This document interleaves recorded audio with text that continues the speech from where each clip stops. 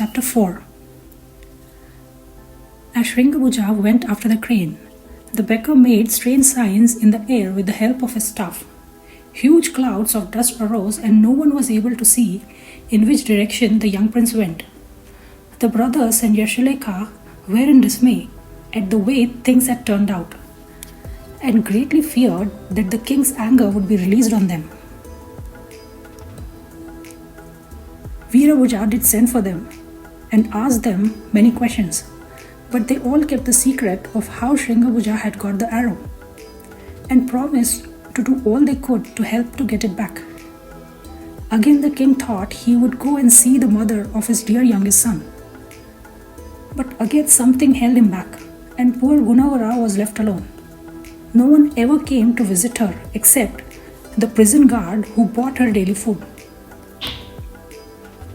After trying everything possible to find out where Sringa-Bhuja had gone, the king began to show special favor to his other son. And as months passed, it seemed as if the young prince and the jeweled arrow were forgotten.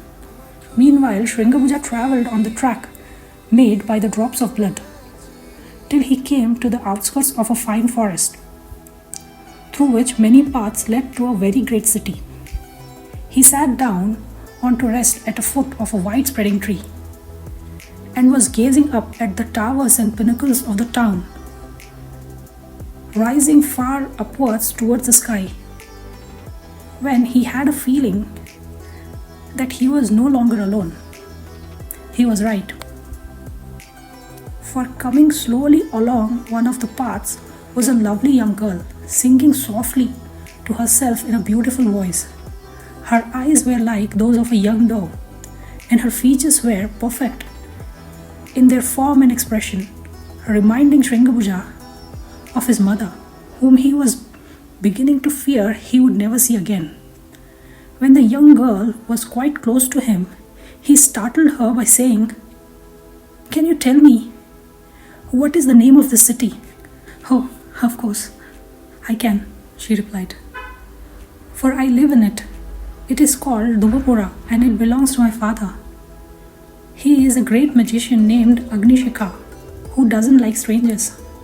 Now tell me who you are and from where you come." Then Sringa-Bhuja told the girl all about himself and why he was wandering so far from home.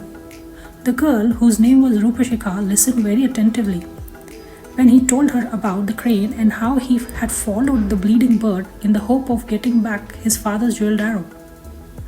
She said, trembling, "The bird you shot was my father, who can take any form he chooses. He returned home yesterday, and I drew the arrow from his wound and dressed it myself. He gave me the arrow to keep, and I will never part with it. As for you, the sooner you depart, the better, for my father never forgives, and he is so very powerful that you would have no chance of escape if he gets to know that you are here."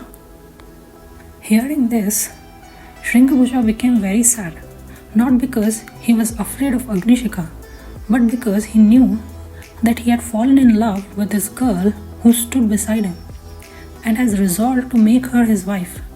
She too felt drawn towards him and did not like the idea of sending him away. Besides this, she had much to fear from her father, who was as cruel as he was mighty, and had caused the death of many who had wished to marry her. But she had never cared for any of them and had been content to live without a husband, spending her life in wandering about near her home and winning the affection of all who lived near her, even the wild creatures of the forest, who would never dream of hurting her. Often she stood between the wrath of her father and those he wished to injure, for wicked as he was, he loved her and wanted her to be happy.